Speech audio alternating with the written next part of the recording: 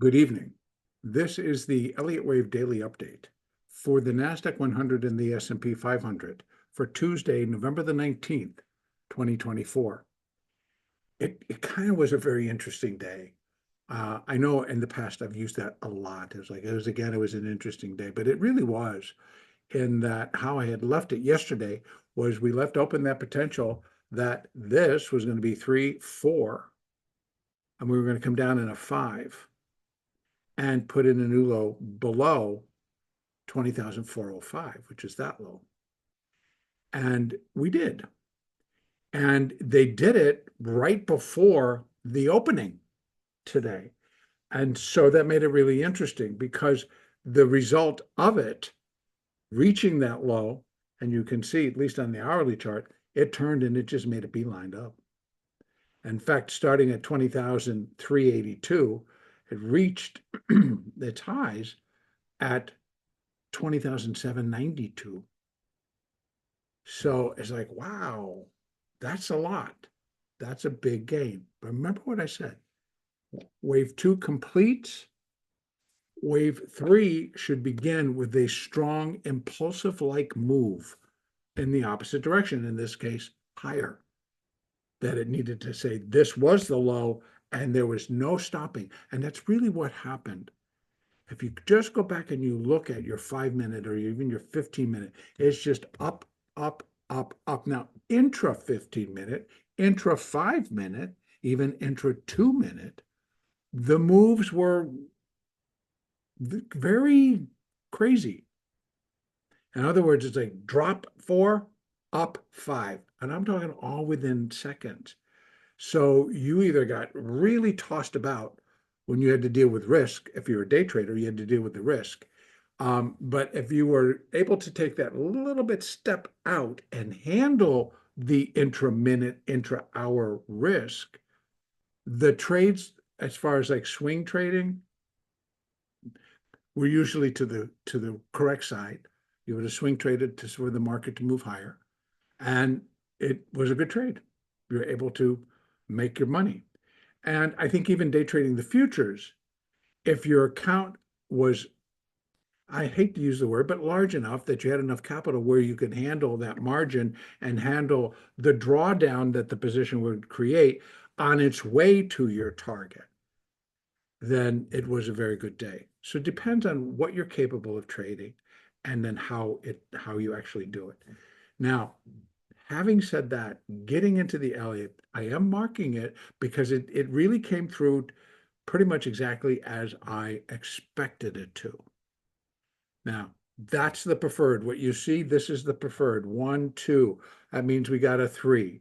If I'm looking at it, which I have them, not these fibs are a little bit different. The fibs for wave 3 are in that purple color. And where wave 3 would equal wave 1 is up at 21,718, I think it is. Somewhere up in there. Yeah, 18. Well, is it? Hold on. Yeah, 21,718. So pretty good, a good rally above us. And that would just be minuet wave 3. Then we would get a 4, and this is all for minute wave 5. So minuet wave 1 of minute wave 5, minuet wave 2 of minute wave 5, minuet wave 5, excuse me. Oh no, minute wave 5. And then we come down in a 3, we go back up, come down in a 4, wow.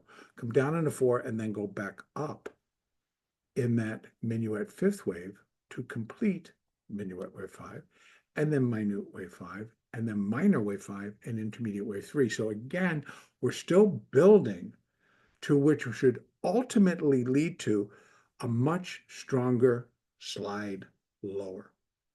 And it will come in the form of an intermediate 4th wave. Now, there's going to be a lot of reasons for it to happen, and it could come in a lot larger than a 4th wave in terms of what actually could be the catalyst. We've got some bigger catalyst threatening out there. And so in terms of what they could do to the market, I'm not saying that's what's going to happen, but obviously, should all that situation between Russia and the Ukraine, Russia and now the West, That whole talk, we still got Iran and Israel. So there is enough out there, like powder keg, like out there, that could just really disrupt this whole rally, end it. Or it all holds true, and we can get several days of 400 or 500 point rallies. And that could get us done much quicker. Because again, it's just like a race against the clock. It's like, okay, we're supposed to rally, we're going to rally. Okay, let's go. Shift everything around, move all the money, do all this other stuff, and then get up there just to see it go like, whoops. So, with that all in mind, I don't make recommendations on what to do, but I will say, I think that it becomes a little bit dangerous as a trader to just be 100% bullish or 100% bearish, and you're waiting for the move.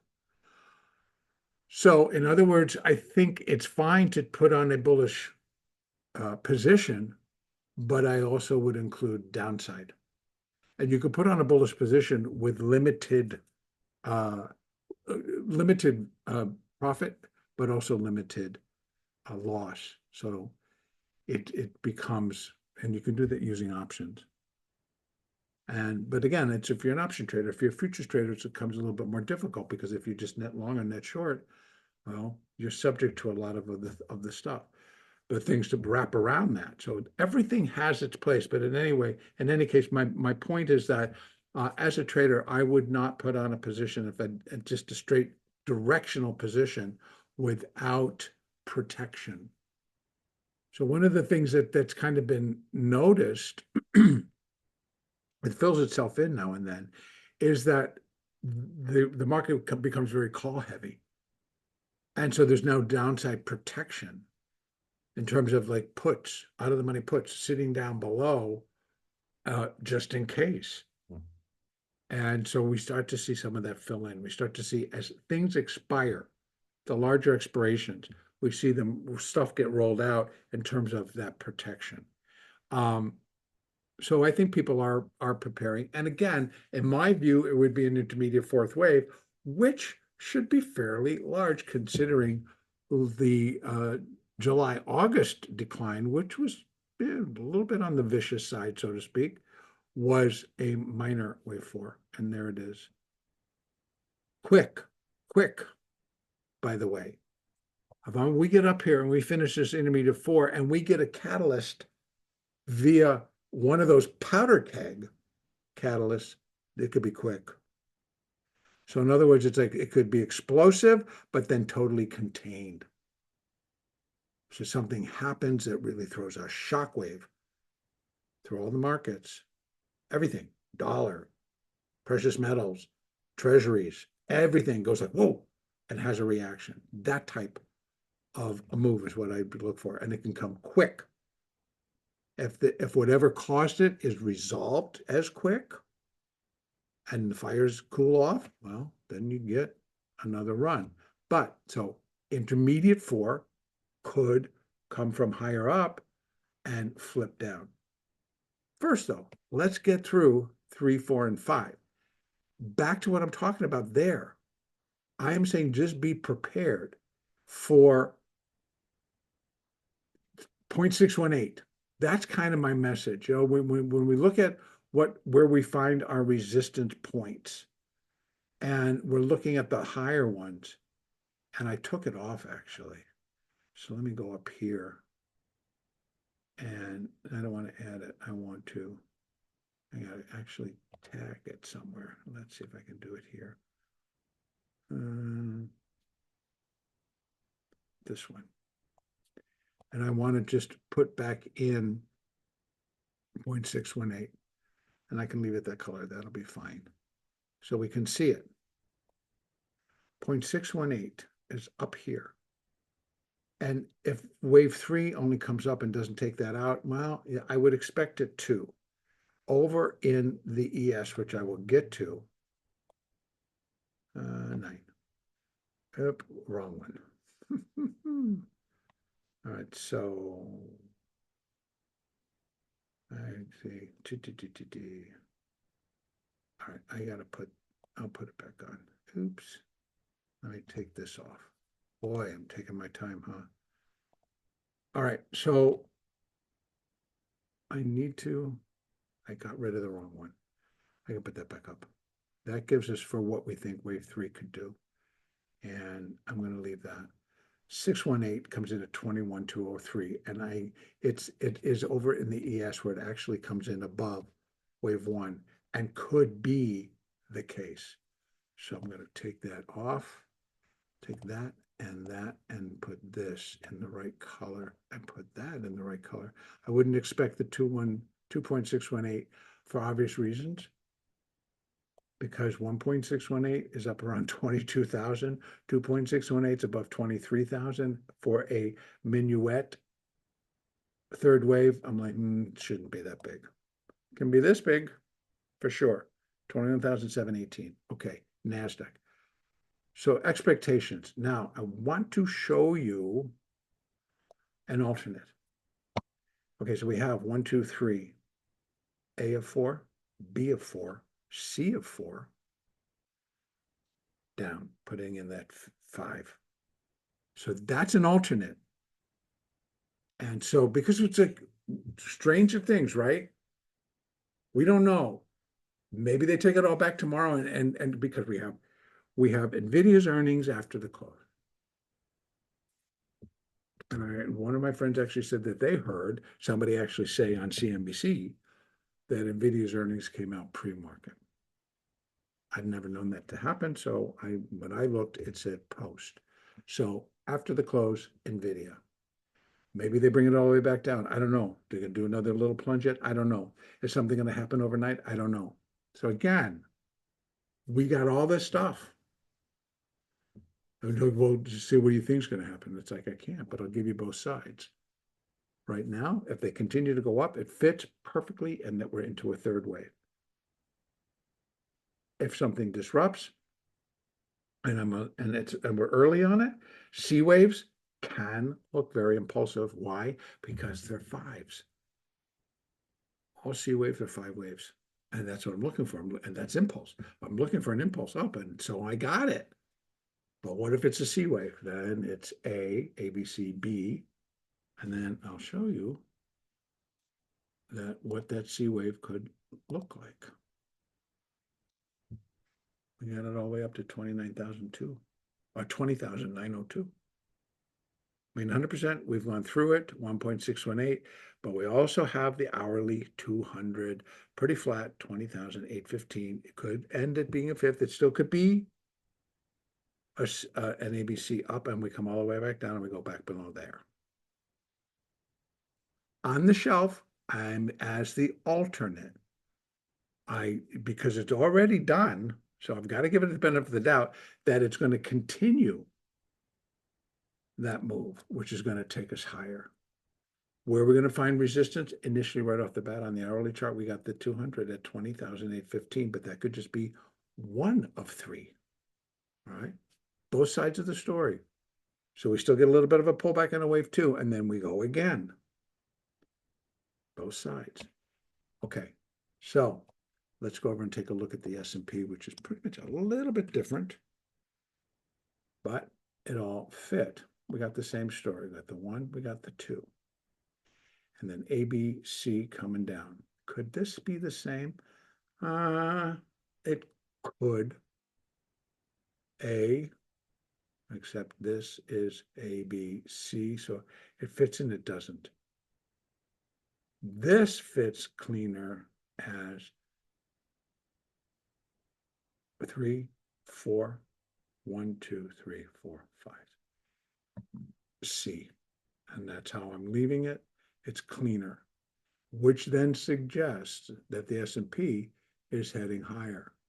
If I had to, A, B, that's kind of very strange. A, B, C, A, B, C, B, good. And then this would be the C wave. Now, if that's the case,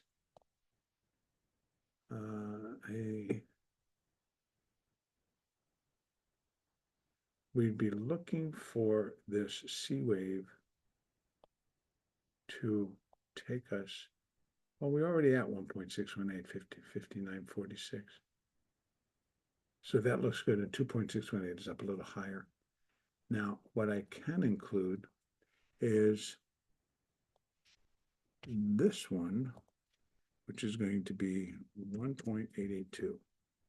And we will, I can leave it at that color for right now. And why doesn't it do that? All the time. I put it in and it doesn't do it. That's a little bit too much. So I'll go there, and then I'm going to switch this guy to 1.882. That's the color. Say okay. There you go. 59.60. So we have a little bit of a resistance zone if this is going to be one of three. Right? So we get the 1, 2, and that's a 3. Maybe that's a little 4. And here we have 59.46, which we've slightly got above, but needs to break. And then we have 59.60. Still could be this 1 and then a 2. Or we could still have a C wave that could get up that high and then flip this whole thing lower. Those are both sides. I am continuing to look at it. I'm taking it off because I don't want to be confusing. I'm continuing to look at it as an ABC, minuet wave 2, 1 of 3, maybe a 2 of 3, so we can get a little bit higher, finish it, put in the wave 2, and then rally strongly again. 618, 60, 58 puts us above that 60, 43 high. This is from November the 11th. Wave 3 just needs to break that high. So I'm telling you, strange things. It could put in a 4 and then a 5 and still get up into this area to finish wave 3 or to finish the whole thing. So wave 3 could come all the way up to here, but if it finishes here, come down in a 4, then we get a 5 that takes us up to here. All new highs, maybe even a little bit higher. We'll be able to fill in any blanks. But I'm beginning to think that with enough, everything we have is hanging over, right? The market. It could come to something, it could come to something tragic, or it could come to nothing.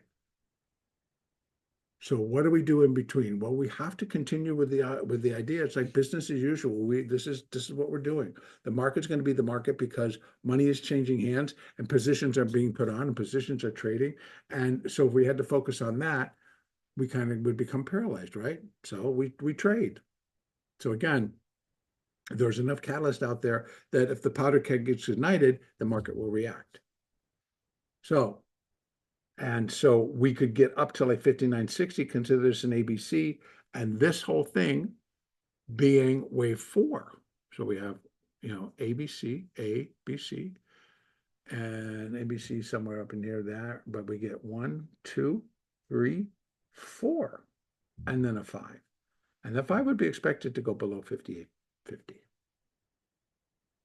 58.55, right? It would, if it turns.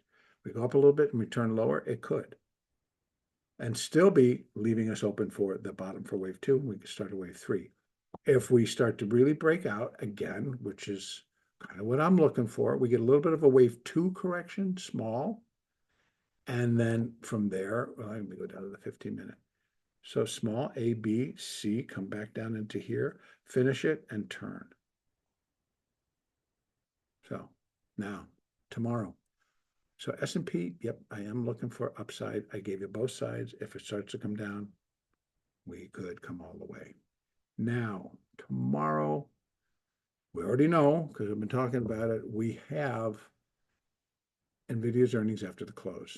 We also have 3 Fed governors and a president out speaking. We have no economic numbers, just the Fed. So tomorrow belongs to NVIDIA. And we'll see what happens. All right, that's going to be it for today. Our next update will be on Wednesday, November the 20th.